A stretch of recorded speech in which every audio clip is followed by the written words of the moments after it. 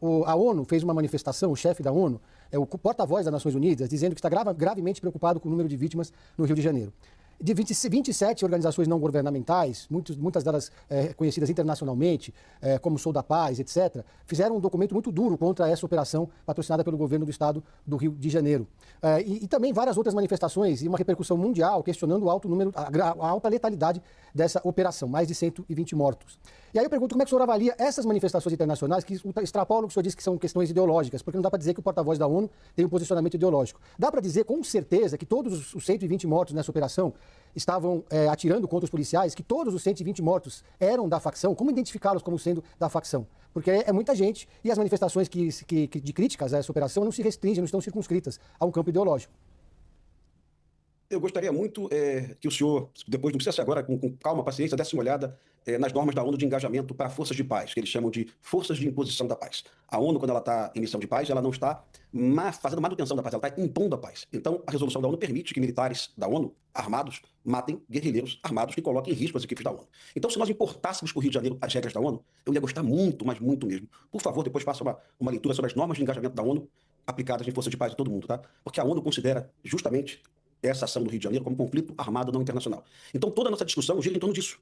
Para muita gente isso é banditismo, mas para verdadeiros especialistas, que não é o Sou da Paz, tá? Isso é uma guerra civil, um conflito de média ou baixa intensidade. Perfeito? Não existe como comprovar que todo mundo ali é bandido, não. Não tem, você tem razão, não tem, né? E também não tem como comprovar se alguém atirou na polícia antes. Na guerra não dá para fazer isso, tá? É uma operação, repito, de guerra. Então é impossível que você identifique quem atirou em cada um desses 120 bandidos, né? Foi um confronto, o BOP estava utilizando armas de apoio de fogo, armas que têm uma cadência de tiro muito rápida, um volume de tiro muito intenso, como tem que ser, porque se o BOP não usa essa arma, o BOP sequer consegue chegar ao local. Então toda essa conversa hoje gira em torno do seguinte: para muita gente isso é uma ação típica de polícia, né? E para especialistas isso é uma operação de guerra. Ok? E a partir daí vai ser um debate nacional. A gente vai ter que chamar o Sou da Paz, a ONU, e perguntar para a ONU e para o Sou da Paz. Como é que é para fazer? É para deixar o DOCA lá para sempre?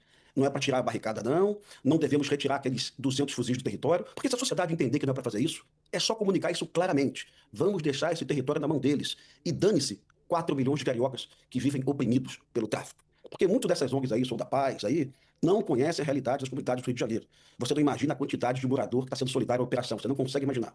Você não consegue imaginar a imagem de um policial do BOP retirando uma barricada e a moradora oferecendo um copo de água gelada para o policial e abraçando o policial e dizendo: essa barricada estava aqui há 2 anos. Muito obrigado por você resgatar a minha dignidade. Isso está no YouTube, depois você pode consultar.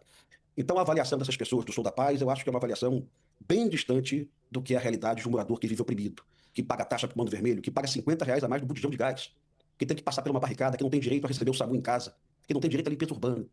E o Lewandowski nunca falou sobre barricada até hoje. Boa